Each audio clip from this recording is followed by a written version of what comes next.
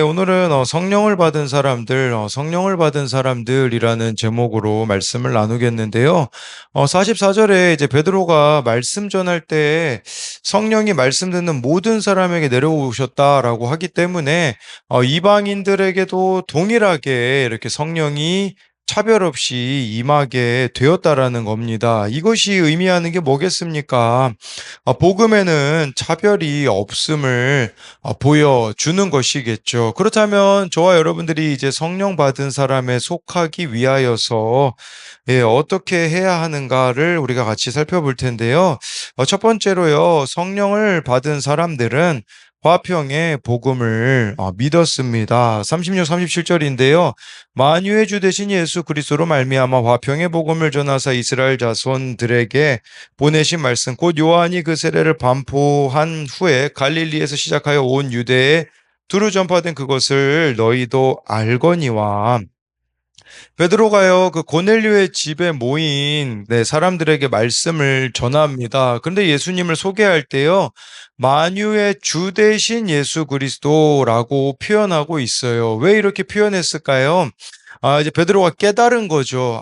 이 예수님이 만유의 주이시구나. 이 만유의 주라는 것은요, 베드로의 이전의 생각은 뭐였냐면 예수님은 유대인들만을 위한 메시아라고 생각을 했었던 것이죠. 그런데 이제 이방인들을 위한 메시아도 되신다라는 사실을 그가 발견하였기 때문인 것입니다. 그래서 만유의 주라고 고백하고 있는 것이겠죠.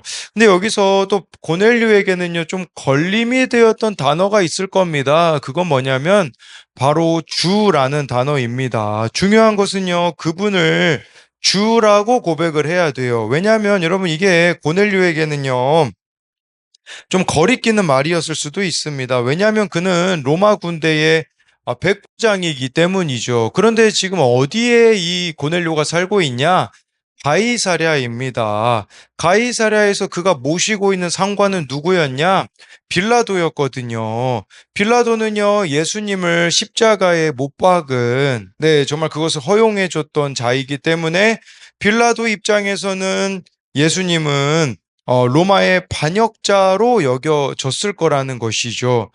당시에 고넬료는 이제 유대교였었잖아요. 이 베드로가 오기 전까지는 그냥 뭐 유대교에 속해 있는 사람이었을 것인데, 유대교는요, 로마에서 인정해 줬습니다. 이건 불법이 아니었어요. 근데 예수님을 메시아로 믿는다라는 것은요, 불법이거든요.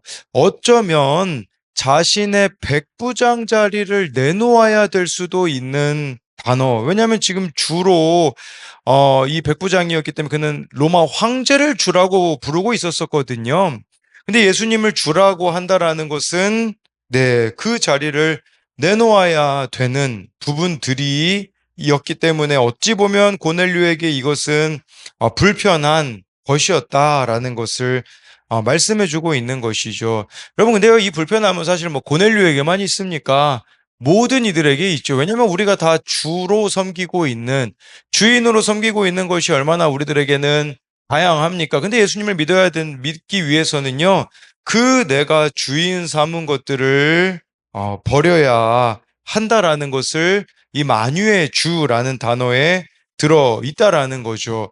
그래서 또 여기 36절에 보니까요, 이제는 뭐 이제 화평의 복음을 전하사라고 나와 있는데, 이렇게 예수님으로 말미암아 화평의 복음이라고 말씀해주고 있는 것은 진정한 화해는 예수님으로만, 예수님을 통해서만 이루어질 수가 있다라는 겁니다. 그러니까 하나님과 인간과의 관계, 인간과 인간 간의 그 화해를 진정으로 이룰 수 있는 유일한 비결은 바로 화평의 복음이신 예수님을 믿는다라는 거죠. 그런 의미로 볼 때 이 화평의 복음은 여기서는 어떤 의미겠습니까? 그동안 절대로 하나가 될 수 없었던 유대인과 이방인 간의 화해가 이루어지는 것이라고 할 수가 있는 것이겠죠. 38절 39절을 보면요.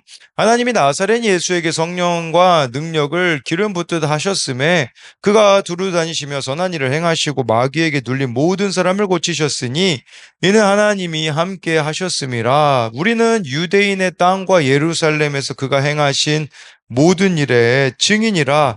그를 그들이 나무에 달아 죽였으나 그 화평의 복음이 전해지기 위하여서는요, 우리들에게 필요한 건 38절에요. 예수님은 성령의, 성령과 능력을 기름 붓듯 하나님이 예수님에게 하셨기 때문에 이 화평의 복음이 전해졌다라고 말씀해 주고 있어요. 그리고 예수님은요, 이제 마귀에게 눌린 모든 사람을 고치셨거든요. 저는 여기서 성령과 능력이 기름 부어진과 동시에 마귀의 방해는 항상 따라온다라는 것을 좀 보게 되어지더라고요. 그러니까 우리도요, 이 화평의 복음이 전해지기 위해서는 성령의 능력이 필요함과 동시에 마귀의 방해가 늘 있음을 기억해야 된다라는 것입니다. 그런데 여러분, 이 마귀에게 눌린 자들을 고치시기도 했지만 예수님이 실제로 마귀에게 유혹을 받기도 하셨거든요. 언제 마귀의 유혹을 받으셨습니까? 공생이 시작하시기 전 40일 금식 기도하시는데 그때 마귀가 찾아와서 세 가지 유혹을 하지 않습니까? 마귀의 유혹은요, 한마디로 자기 자신에게 집중하라는 거예요. 자기를 위하여서 그 능력을 사용하라라는 거였거든요. 근데 그 마귀의 유혹을 어떻게 물리치셨습니까? 예수님은요, 신명기 말씀들로 물리치셨다라는 거죠. 이게 뭘 의미하겠습니까? 오직 말씀을 통해서만 우리 또한 마귀가 던지는 그 유혹을 물리칠 수가 있다라는 거죠. 마귀는 자기 욕망과 자기 숭배에 사람들을 가두려고 합니다. 그렇기에 필요한 것이 바로 말씀이죠. 말씀을 따라 마귀를 물리치시고 뿐만 아니라 말씀에 따라 예수님은 39절에 보니까요. 십자가에 못 박혀 죽으셨다라는 거죠. 화평의 복음을 전하시기 위해 예수님은 말씀을 따라 십자가에 못 박혀 죽으셨기 때문에 근데 여기 보면 이 모든 일에 자신들이 베드로가 증인이라고 하잖아요. 그러면요, 여러분, 이 화평의 복음이 전해지기 위하여서 저와 여러분들에게 필요한 것은 뭐냐면 말씀을 따르는 삶이 필요하며 그 말씀을 따르는 삶은 예수님이 십자가를 지신 것처럼 우리 또한 십자가 지는 삶으로 나타나야 한다라는 거죠. 베드로에게는요, 이 증인으로서 십자가 지는 삶이 무엇이었겠습니까? 가이사랴 이방인 고넬료의 집에 가는 것이죠. 여러분이 고넬료의 집에 간다라는 것은 베드로에게는 얼마나 많은 위험적인 요소들을 가지고 오는지를 생각해 볼 수가 있는 거죠. 그렇지만 베드로는 이렇게 말씀을 따라서 십자가 지는 삶을 살았다라는 건데, 묵상 간증 어른용 큐티인 이방인에게 찾아와 주신 성령님에 보면 이런 고백이 나와요. 죄 많은 이방인이던 제가 이렇게 돌이켜 회개하니 성령의 세례를 받아 원망과 무시의 대상이던 남편에게 무릎 꿇고 용서를 구하게 되었습니다. 제 입에서 그동안 당신을 힘들게 해서 미안해요. 나랑 살아줘서 고마워요. 라는 방언이 나오는 기적을 경험했습니다. 이제는 저도 예수님의 증인이 되어 사람 살리는 사명을 끝까지 감당하길 소망합니다. 그러니까 이분이 말씀이 들려서요. 남편에게 구체적으로 자신이 져야 되는 십자가 지는 적용을 했다고 하지 않습니까? 그랬을 때 어떤 일이 일어납니까? 화해의 복음이 전해지게 되는 거죠. 저도 좀 이걸 보면서 좀 생각했던 것이 뭐냐면요. 어제 말씀해 보면 하나님은 사람의 외모를 보지 않으신다. 그리고 제가 아들들하고 큐티 하는데 그 내용에 그런 내용이 나오더라고요. 뭐 같은 내용이긴 하지만 차별하지 않는다라는 내용이 있었거든요. 근데 저에게도 어제 사건이 있었습니다. 그건 뭐냐면 어느 청년이 있는데 저희 교회는 주일에 오전 예배, 오후 예배가 있는데 점심시간에 이제 시간이 비거든요. 저는 그때 이제 오후 청소년부 설교 준비를 이제 좀 보완하는 시간을 갖거든요. 그래서 제가 몰랐던 게 있는데 뭐냐면 이 청년이 그 시간에 같이 어울려주는 사람이 없기 때문에 그동안 교회 4층에 거기 이제 공간이 있거든요. 그 빈 방에서 혼자 이제 기다렸다라는 이야기를 다른 청년을 통해서 전에 들었습니다. 그래서 저는 또 이제 고민하게 되는 거죠. 그러면서 혹시 교회 안에서 의도하지 않게 차별하고 있지 않는가 하며 제가 신경 쓰지 못하고 있는 부분들을 좀 생각해 보게 되더라고요. 그래서 이제 고민이 드는 거죠. 난 뭘 할 수 있을까? 뭐 방법은 간단하더라고요.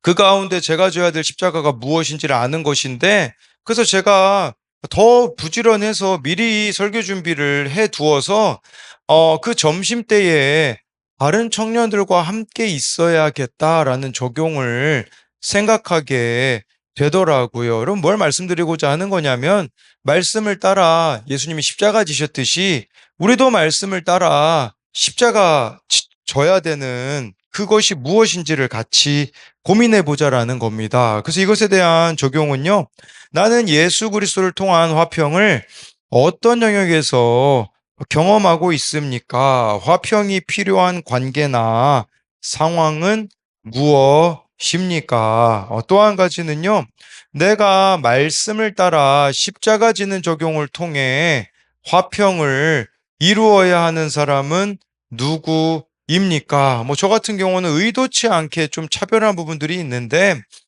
이런 부분들을 좀 바꿔나가야 된다라는 측면으로 이렇게 설명드린 게 있는데, 예, 우리 또한 이렇게 화평을 이루기 위하여서 이제 내가 해야 되는 그 십자가 지는 적용이 무엇인지를 묻는 겁니다.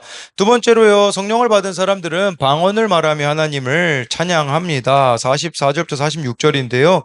베드로가 이 말을 할 때에 성령이 말씀을 듣는 모든 사람에게 내려오시니 베드로가 함께 온 할례 받은 신자들이 이방인들에게도 성령 부어 주심으로 말미암아 놀라니 이는 방언을 말하며 하나님 높임을 들음이러라. 베드로가요, 이 설교할 때요, 성령이 말씀 듣는 모든 사람에게 내려오셨대요. 그러니까 이제 더 이상 설교할 필요가 없는 거예요. 왜냐하면 이 고넬료와 함께하는 사람들이 가난한 마음이 되어가지고요, 그 말씀을 자기의 말씀으로 받아들이게 되어지니 성령이 임하였다라는 것을 말하는 거겠죠. 그러니까요, 우리도 성령이 그때그때마다 임하기 위하여서 필요한 것은 가난한 심령이 아닐까라는 생각을 해보게 되어집니다. 여러분, 왜 우리는 이 말씀을 듣는데 은혜가 되어지지 않을까요? 왜 성령이 이렇게 임하지 않겠습니까?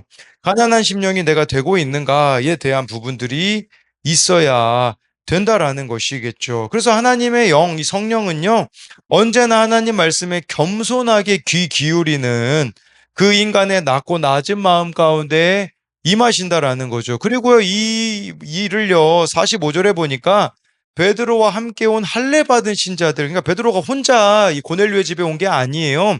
그 함께 따라왔었던 사람들이 있거든요. 그러니까 그 사람들도 이제 놀란 거죠. 이방인들에게도 성령 부어 주심을 가지고서는 놀랐던 건데, 근데 이 놀람이 여러분에게 할례 받은 신자들이었다라는 것은 이 사람들이 원래 유대교였다라는 뜻이거든요. 여러분, 유대교에도요, 차별이 있었습니다. 대략 어떻게 확인할 수 있냐? 예루살렘 성전에 가보면요, 예루살렘 성전에는요, 이 고넬료는 어디서 기도할 수 있었을까? 거긴 구역이 나눠져 있었거든요. 이 고넬료는요, 이방인의 뜰에서만 기도할 수 있었을 거예요. 그 성전에도요, 보면요, 이제 공간이 나눠져 있었어요.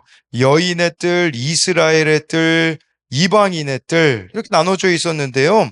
그런데요, 이제 소름 돋는 건 뭐냐? 이방인의 뜰에서 여인들의 뜰로 가기 전에 거기 보면 담장이 있었거든요. 그 담장에는요, 이렇게 기록되어 있었다고 합니다. 어떤 이방인도 이 경계를 넘어 들어오지 못한다. 만약 어기는 자는 자신의 죽음에 대해 자기가 책임이 있다라는 걸 알아야 한다라는 것이 기록되어 있었던 거죠. 그러니까 이 고넬료가 유대교이긴 했지만 넘어설 수 없는 그 차별이라는 것이 있었다라는 것을 보여주는 것이겠죠. 그런데 성령이 지금 이방인인 이 고넬료에게도, 또 고넬료와 함께하고 있는 사람들에게도 임하였다라는 것은, 예, 이 복음은 예수님의 십자가와 그 부활을 믿는 자들에게는 같은 성령을 받게 된다라는 거죠. 그래서 46절에 보니까 이 이방인들도요, 오순절 마가다락방 유대인에게 임하였던 성령이 동일하게 임하여 방언을 말하며 하나님 높임을 들었다라고 말씀해주고 있는 것입니다. 예, 그래서 정말 이 모든 차별을 넘어서게 하는 성령의 역사가 이들 가운데 있었다라는 거죠.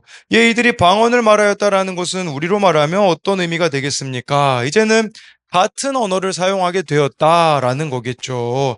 예, 여러분 어떤 인생이라고 할지라도 예수님을 믿으면요, 방언을 말할 수 있게 되어집니다. 물론 이것은 예, 우리가 실제로 하고 있는 뭐 방언, 기도도 포함되겠지만 같은 언어, 사랑의 언어를 이제는 사용하게 될 수 있다라는 거죠. 그리고 이들이 하나님 높였다라고 이런 하나님을 찬양했다라는 것은 뭘 말하겠습니까?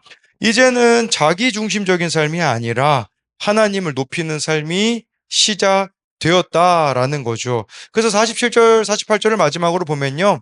이에 베드로가 이르되 이 사람들이 우리와 같이 성령을 받았으니 누가 능히 물로 세례 베품을 금하리요 하고 명하여 예수 그리스도의 이름으로 세례를 베풀라 하니라. 그들이 베드로에게 며칠 더 머물기를 청하니라 라고 나와 있어요. 그래서 베드로가요 이제 깨달은 거죠. 이제 유대인과 이방인 상관없이 성령을 받을 수 있구나. 그래서요, 물로 세례 베품을 누가 금하겠냐라고 하면서 이 사람들에게요, 베드로가 이렇게 거침없이 예수님 이름으로 세례를 베풉니다. 여러분, 이거 참 쉽지 않은 거거든요. 베드로가요, 이렇게 자기 생각에 가득 차 있다면 이런 것들은 사실 불가능한 일이거든요. 그래서 여기 그 본문 해설에도 나와 있듯이 우리가 하나님께 진정으로 충성하려면 내 고집을 꺾어야 된다라는 거예요. 내 생각을 버리지 않으면 하나님께 충성할 수가 없기에 말씀을 내 생각에 맞추지 말고요. 주님이 매일 주시는 그 말씀에 내 생각을 맞추어야 됩니다. 그렇기 때문에 성도는 먼저 자신을 부인하고 하나님 말씀에 순종하는 자세를 가져야 된다라는 것을 말씀해주고 있습니다. 그래서 이것에 대한 적용도요. 말씀보다 강한 내 생각은 무엇입니까? 매일 큐티로 내 생각을 말씀에 맞추고 있습니까? 네, 정말 베드로가 이 모든 것들에 대하여서 결국은 세례까지 베풀게 되어지는 것은 이렇게 말씀에 대한 순종이었다라는 거고요. 또 한 가지는요, 나는 어떤 이유로 사람과 사람 사이에 벽을 세우고 있습니까? 그 벽을 허물기 위해 어떤 노력을 해야 합니까? 유대인들이요, 그 성전 공간을 나눴잖아요. 그래서 이방인이 다른 곳으로 가면 죽이겠다라고 그렇게 벽에 써 있었다라는 걸 말씀드렸잖아요. 우리 또한 이 벽을 다 세우고 있는 것들이 있거든요. 그렇기 때문에 나는 이 벽을 허물기 위해서 어떻게 해야 되는가에 대해서도, 왜냐하면 성령은 모든 사람에게 이렇게 동일하게 임하였다라는 측면으로 우리가 생각해 보면요. 우리도 그 허물어야 되는 벽이 무엇인지를 생각해 보자는 겁니다. 그래서 오늘 말씀을 요약하자면요. 성령을 받은 사람들은 첫 번째로 화평의 복음을 믿었다라는 거. 두 번째로 성령 받은 사람들은 방언을 말하며 하나님을 찬양했다라는 것을 오늘 말씀을 통해 알 수가 있습니다. 기도하겠습니다. 살아계신 하나님, 오늘 말씀에 베드로가 설교를 하는데 만유의 주 대신 예수님을 전합니다. 만유의 주라는 것은 우선 베드로의 입장에서는 이방인과 유대인을 차별하지 않으시는 만유의 주이심을 고백하게 되어지는 것을 봅니다. 뿐만 아니라 이것은 고넬료에게는 좀 부담스러운 말일 수 있습니다. 왜냐하면 그는 로마의 군대 백부장이었기 때문에 가이사, 즉 황제를 주라고 고백해야 되는데, 그런 고넬료에게 황제가 주가 아니라 예수가 주라고 이렇게 말씀을 전하는 것을 보게 되어집니다. 하나님, 우리에게도 정말 내가 주로 삼고 있는 것들이 있습니다. 내가 정말 주인으로 삼고 있는 그것을 내려 놓을 수 있는 은혜를 우리들 가운데 허락하여 주시고, 뿐만 아니라 예수님께서는 화평의 복음을 전하셨기 때문에 그 누구도 차별하지 않으시는 그 주님의 사랑을 우리도 깨달아서, 하나님, 우리도 정말 의도치 않게 차별하고 있는 사람들이 있을 수 있고 또 내가 가까이 하고 싶지 않은 사람이 있을 수 있으나, 정말 예수님이 차별하지 않으셨기 때문에 내가 지금 예수님을 믿게 되었다라는 것을 기억함으로써 우리 또한 다른 이들을 그렇게 사랑할 수 있도록 은혜를 베풀어 주시고, 뿐만 아니라 정말 이렇게 말씀을 따라서 예수님이 십자가에서 죽으신 것을 우리가 기억함으로써 나 또한 말씀을 따라 그날마다 내가 정말 져야 되는 십자가, 내가 또 십자가 지는 적용을 해야 될 것들을 또 가르쳐 주옵시고, 뿐만 아니라 성령이 모든 사람에게 내려오셨다라는 것을 보면서 정말 이 성령은 모든 사람에게 차별 없이 부어질 수 있다라는 것을 우리가 기억함으로써 정말 내 옆에 있는 아직 예수님께 돌아오지 않는 그에게도 정말 성령이 임하여서 방언을 말하며 하나님을 높이는 삶이 그가 되어질 수 있도록, 하나님, 우리가 베드로가 이렇게 또 가이사랴에 갔던 것처럼 우리 또한 가야 될 곳들을 가며 전해야 될 또 말씀을 오늘 하루 가운데 잘 전할 수 있는 은혜를 부어주실 것을 믿으며 살아계신 예수님 이름으로 기도드립니다. 아멘.